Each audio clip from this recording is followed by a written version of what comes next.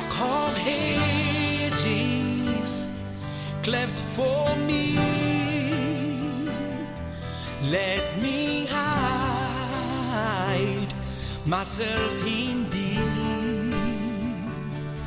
Rock of ages, cleft for. All right, good morning and welcome to Cardinal Ekandem Seminary, a seminary for the Catholic Diocese of Uyo. This video is coming to you from the stables of Cardinal Ekandem Digital Center, where we are trying to put together online classes for our students out there that cannot make it to the school right now because of the coronavirus pandemic. We actually wish that you stay safe and you maintain all the medical regulations that has been sent across to you from a medical expert. But from time to time, we are going to record different classes and then upload on the seminary website at www.cardinalekandemseminary.com, where you can log in and view the classes that you are supposed to have been actively involved in now, but not for the coronavirus pandemic. Today we are going to have class in English, and our topic for today will be part of speech. All right, and for our students in SS1, this is going to sound new because we are supposed to have started with the part of speech, but for our students in SS2 and SS3, you would enjoy this video as a very sound revision of the content we had treated while you were in class, okay, while schools were going on normally. All right, so we are going to look at the parts of speech in English, and before we begin, dear SS1 students, I would love us to develop what I called an operational definition. Okay, now I like using operational definitions to teach because the operational definitions enable you to put together yourself and the features, characteristics of what you're supposed to study, so that you know the path in which you are going to. So we are going to take the operational definitions now.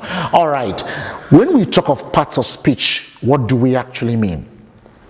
You've been hearing parts of speech from your primary school, from your nursery school, and from all everywhere since you were born. You've heard parts of speech, but today what we are going to see is an operational definition of part of speech.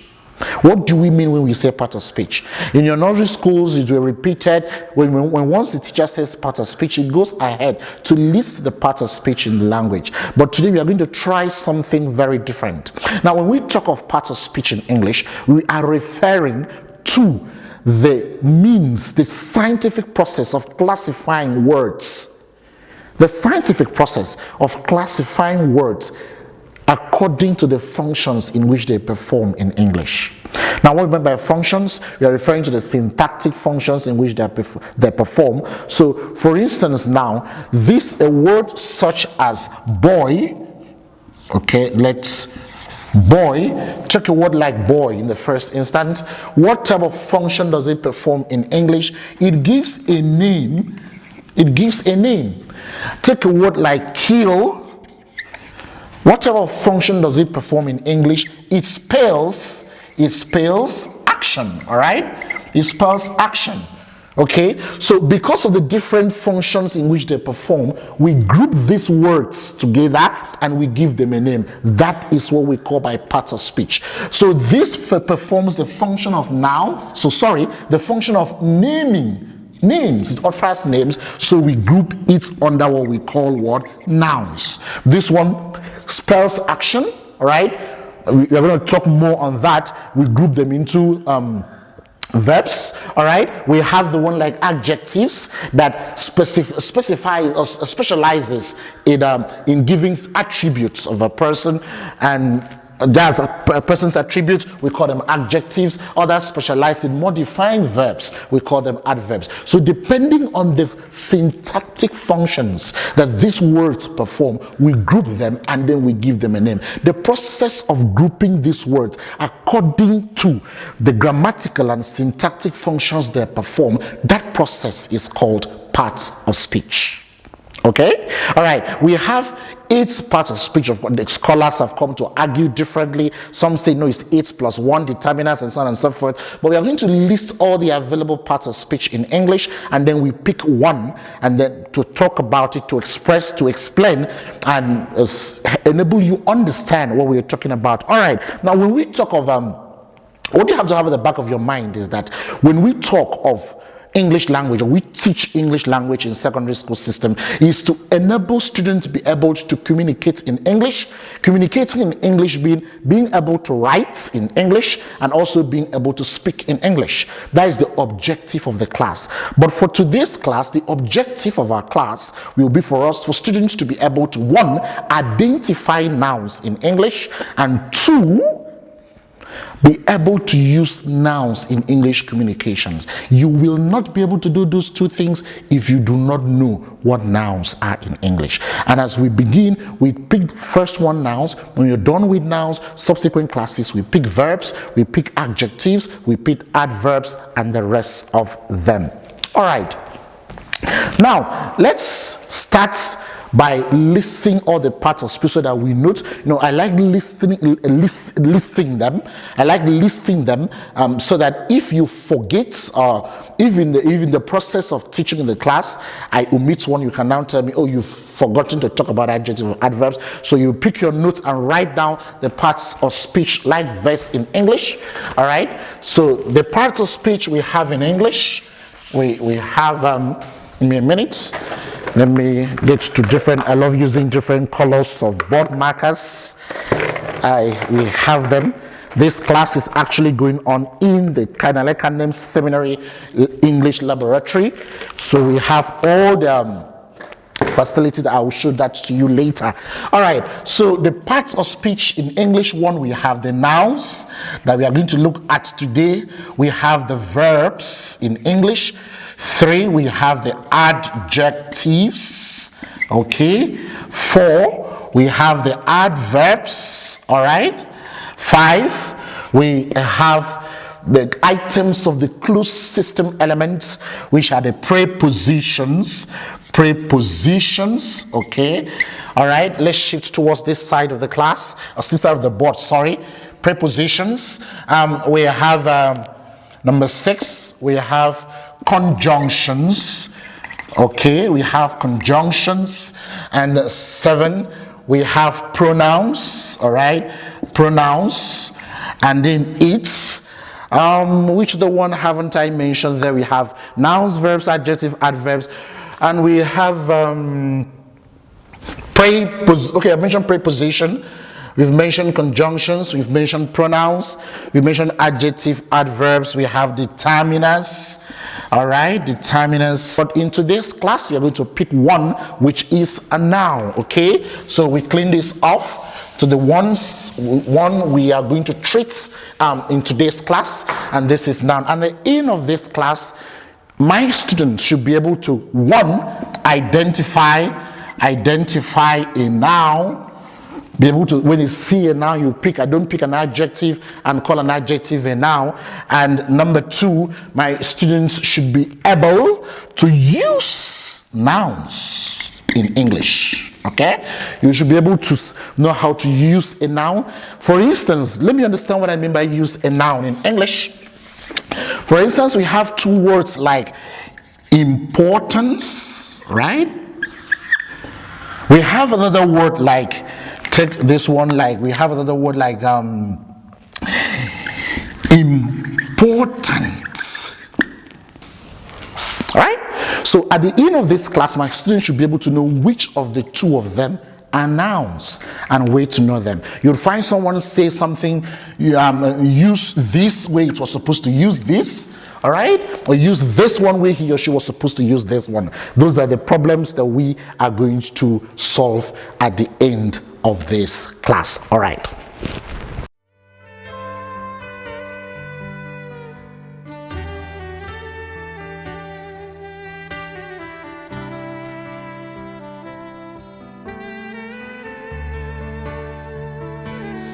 Rock of Ages, cleft for me, let me hide hide myself in thee. Rock of ages, cleft for... Now, welcome back. All right. What we are going to do now is for us to understand the definition of a noun. Now, you've heard several definitions. There is this very famous one that our teachers gave us when we were in nursery school, and it looks somehow like rhyme these days. A noun is the name of a person, animal, place, or thing. Now, that definition is correct, but the 21st century is more diverse. A little bit, so many other things have been incorporated into our lives that the definition of a noun as the name of a person, animal, place, or thing is very small to define a noun in a complex world. So we would have to accept or adopt, a more encompassing definition that will widen our scope so that whenever our students see the word noun, they can pick. Okay, take for instance, if we pick a word like love. All right. Is this a name of an animal, place, or thing? It is not. So if you are defining a noun as the name of an animal by giving those attributes, this does not qualify as a noun. And I have a problem when my students will see this, a name of an animal, place, or thing. So what is this? Is this a noun? Yes, it's a noun. What of a word? This is even a simple word. Words like affection, if you have words like affection, words like democracy, words like these, other words that has been brought into our own lexical IQ that are fashioned in the 21st century. Without taking much time, I would love to define a noun as a part of speech in English that accounts for names. Wait a minute, don't get confused. Now, we define a noun as a part of speech in English that accounts for names. That's all. This simply means that as far as names are concerned in English, the only part of speech that accounts for them is what? Nouns. Of course, the word nouns is taken from a derivative nominal, which means to name. So, like nouns, like names, okay? Like nouns, like names. So there's no point defining what it names because it names virtually everything. So we define a noun as a part of speech that accounts for names. Therefore, you can say names of places, names of cities, names of situations, names of scenarios, names of anything, virtually anything, political, philosophy, anything as far as it has to do with a name, that is a noun. Okay? Now, if you define that, okay, if I consult my notes, I say a noun can best be defined as a part of speech that accounts for names in English language. This means all words that expresses the function of giving identities can be referred to as a noun. These include names of persons such as John, names of animals such as dog, name of places such as Uyo, names of things such as cups, names of ideas such as communism, concepts such as tragedy, names of actions such as killing, and so on and so forth. So once we mention the word name, what we are talking about actually is what? Nouns.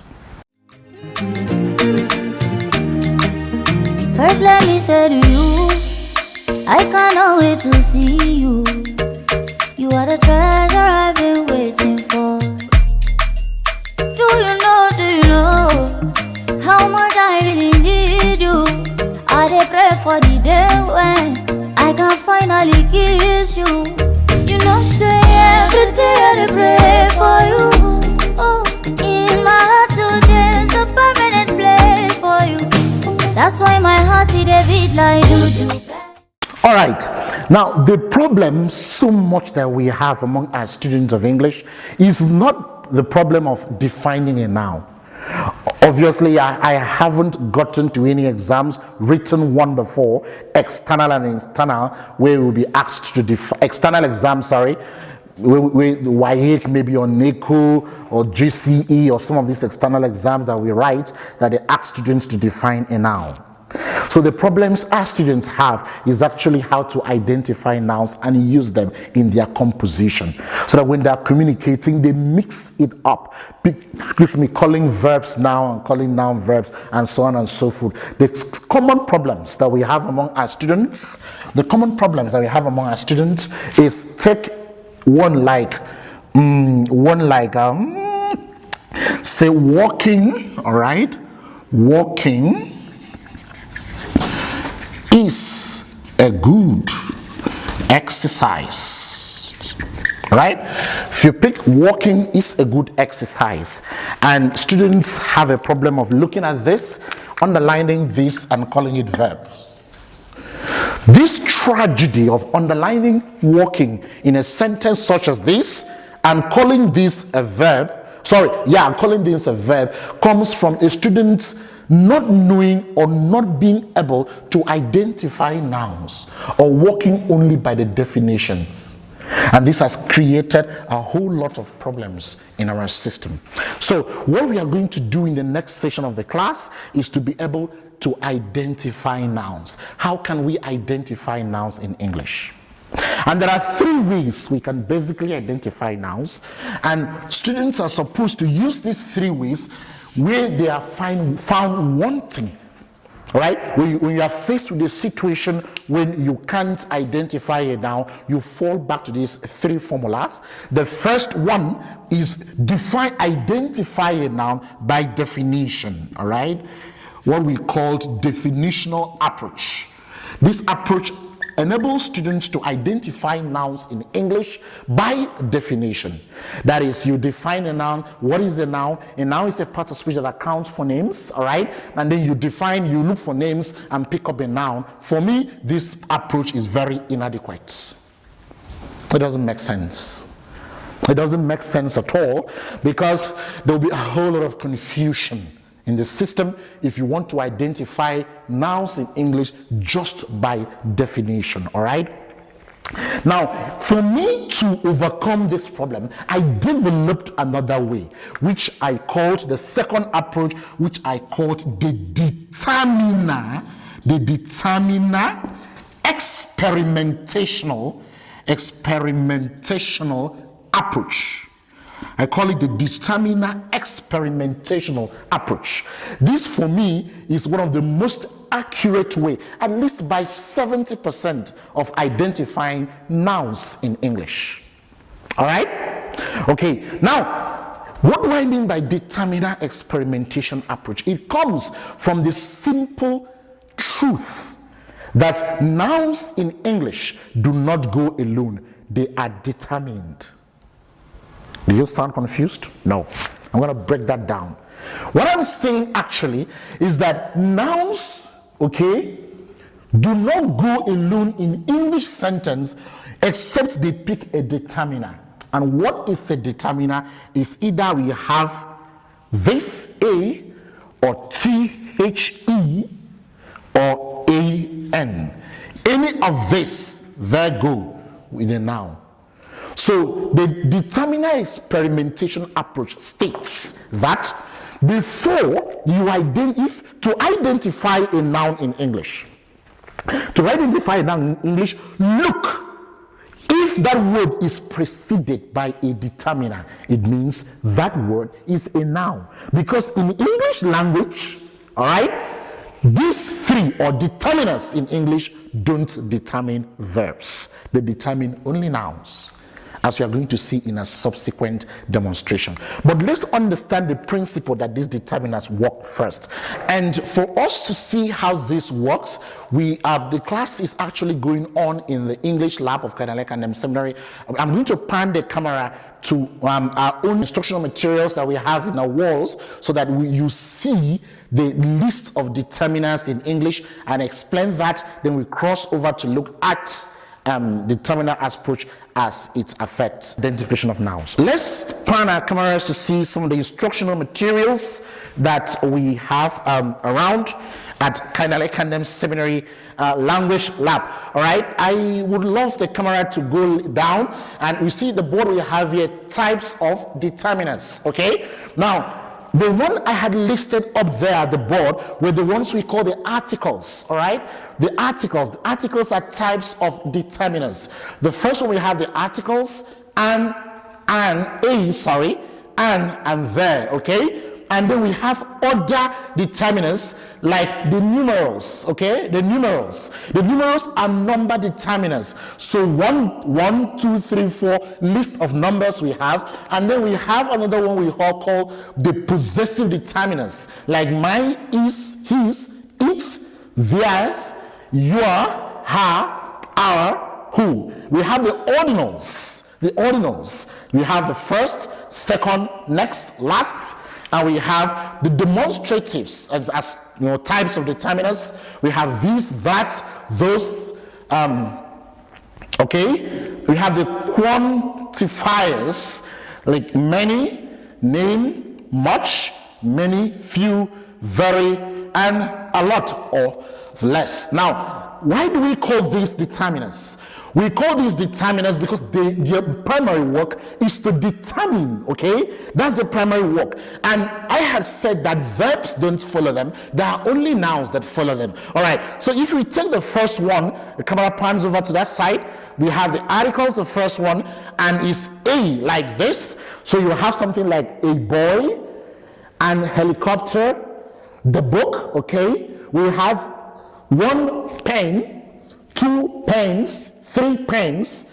You can't have a word like one running. Have you ever heard something like that before? Or a sleeping or a jumping, it's going to be after a noun. So one way of you identifying nouns is any word that comes after a determiner is likely to be a noun. All right, you come to my possessive, my book. You can't say my jumping. All right, you won't find things like that. It's only nouns that follow them. All right, and the ordinals, first edition, you won't see the first killing or first jumping. It's not a good work. If we say something like first killing, we are using the word killing as a noun, so on and so forth. All right, the demonstratives, this book. All right, this cup. Those books. When we come to determinants as part of speech, we are going to treat determinants separately. All right, let's get back to our board system. Okay, now that's the second approach that is a little bit accurate, not 100% accurate, a little bit accurate, because most nouns are preceded by a determiner in English. All nouns are preceded by a determiner. Now, all right, the problem we have is in a structure such as this: day, dancing, the dancing queen. If you look at something like this, the dancing queen, all right, this is a determiner and is not directly followed by a noun. It's followed by an adjective. So if you rely so much on the determiner experimentation approach, we have a serious problem of picking an adjective and calling it a noun. So this leads us to the next approach that we have to consider to solve this problem, and that is the pictorial approach. All right, that is the pictorial approach. In the pictorial approach, it solves this problem, which this is one approach that I recommend my students to use should you be asked to identify a noun in the complex structure. Now, see how I'm going to use the pictorial approach.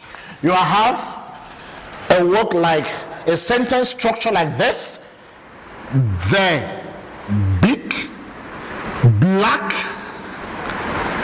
dancing queen is dead.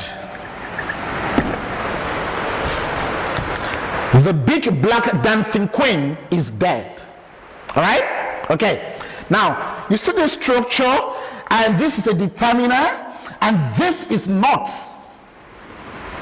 a noun. It's an adjective. So the determiner approach looks faulty here. But the thing there is that in this structure, so far we have a determiner. So far there is a determiner in this structure. All right? So far there is a determiner in this structure. There is a noun. There will be a noun before the verb. The presence of this determiner in this structure is a signal that there will be, there will be a noun before the verb. Now, supposing there were no noun in this structure, this determiner would not have been there. So this is a signal that there is a noun. But the problem is, how do you identify a noun? So I brought up the pictorial approach. The pictorial approach is a simple approach that you look at the words that gives you picture and you move ahead. This is a simple one. You look at the words that gives you picture and you do what? You move ahead. For instance, you have a word like a sentence like this. Big gives you a picture, a size. Size picture is big. You've seen a picture. You move ahead. Well, once you see a picture, move ahead. Black is what? A picture of color. So you know what it means. You move ahead. Dancing is a picture of someone dancing like this. So you move ahead. Queen is a picture, of a queen. You know what it means. So you move ahead. You move down here and you see is. What is a picture of is? Is there such picture? When once you can't see a picture again, you do what? You stop. And then move backward. The first word before the non-pictorial element is going to be a noun. Does that sound surprising? All right, there will be some little exception, very little exception to these, but as of now, in my point of research, this is like 80% most accurate way that I give to my students to be able to do what? To identify nouns. There are 1 or 2, 3 exceptions to it, but this is most accurate that identifying nouns only by definition. All right? This gives that some kind of accuracy that a student can work with till he or she gets to that level that student should be matured enough to identify. As I'm saying that this is just a working approach to help students grow, like a stepping stone. All right. And now you see that is, but let me just put the exception to you on the board. Let's look at the exception on the board. Let me pick, I'm going to pick a red color of my marker. I have 2. That one is a permanent marker. I don't use it. If you use a permanent marker on the whiteboard, that ends the whiteboard. But I just want to write this exception with a different color of a marker. Look at a structure like this. Take out a structure like this. A big, a big black poisonous snake crawled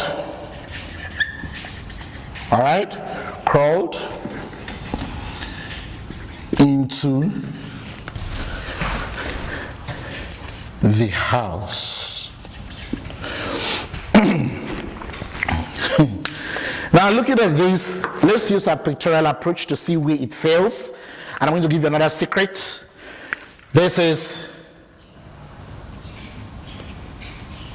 a determiner, which is a signal that there is a noun before the verb. All right? So you have a, big, you've seen the picture of big, black. You know what it means to be poisonous. There's a picture of poison there. Snake, you know the picture, you've seen a picture of a snake. Crawled, you've seen a picture of someone crawling into, has no picture. You stop there and do what? You move back. When you move back, this is supposed to be a noun, right? But it is not a noun, right? This is the verb of the sentence. How would you then know a noun? A simple trick, a very simple trick there. Nouns will not carry ed because nouns don't inflect to show time. It's natural. You see that one hits out there. Nouns will not carry ed because they don't inflect to show time. So immediately you see this inflection, you move back again, another back, and you know, okay, the least clean word there is going to be a noun. All right. Actually, our time is up, so I would love to run through the scale of types of nouns. When we do that, we close for today. So I'll just get the camera around again through the English lab to go to our diagram so that we see where the types of nouns are. Let's pan the camera again once more. Pan the cameras down to where we have types of nouns. All right. So this is our nouns, a diagram, types of nouns diagram board. When you look at this, we have the types of nouns. So we have the common noun, right? We have the proper noun. We have the collective noun. We have the compound noun. We have the concrete noun. We have the abstract noun. We have the count nouns and the non-count nouns, all right? And this diagram is actually to help students understand these things very faster. What is a common noun? A common noun is a noun that refers to people or things in general. And it gives examples. Examples are car, dog, chair, okay? Proper nouns, a proper noun is a name that identifies a particular person, place, or things.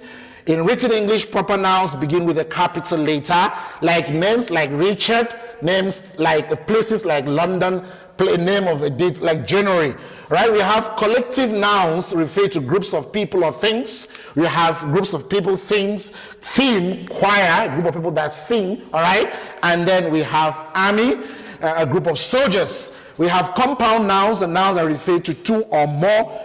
Compound noun refers to two or more nouns combined to form a single one, like schoolboy, orange juice, and cheesecake. You have the concrete nouns, like a concrete noun is the noun which refers to people and things that exist physically and can be seen, touched, smelled, heard, or tasted, like building, bleach, and the bridge. All right, the abstract nouns are nouns that nouns that refer to ideas, quantities. Now I have done a little bit more research since this was put together, so I have some additions to put when we talk of abstract now, or try to make it a little bit, a little bit straightforward and captivating. So I will define an abstract noun as a noun that cannot be perceived by any of the sense organs. Any of the five sense organs. If that noun cannot be perceived by any of the five sense organs, I call them abstract nouns. Count nouns, and nouns, of course, nouns that we can count, like apple, house, and books. And we have non-count nouns, nouns that we can't actually count, like water, coffee, and money, etc. All right. Okay, this just a pan of our English lab. We get back to let's get back to the blackboard so that we can conclude our class. Now, for this class, we've treated the definition of nouns, and we've tried to tell students how a little practical things that they can use to identify nouns in English where they are found wanting. Though these approaches are not 100% perfect, we are still researching for more concrete approaches that we can use to identify nouns. We have taken a look at the types of nouns that we have. We have other issues that we are going to treat as given to us in our curriculum. We will treat the inflections in nouns and functions that nouns perform in English, and then other issues that we want to talk about with nouns. That will be in the next class, because I've received a signal from the digital director of Cardinal Ekandem Seminary that my time is up. So before I close down the video, I would like to express special thanks to the rector, Reverend Father Ephraim Ugbe, for single-handedly sponsoring these online classes for our students outside, so that they can keep in touch while they are at home. Even though coronavirus has put us apart, technology will bring us closer. Thank you very much, students, for your attention. Please, our hearts are broken for those people who may not have the internet presence in their communities, or their phones can't access the internet. How you can get access to this class is simply to drive down to the school and then pick a copy of the CD of this very class and play it for our students. Thank you very much, and have a blissful day.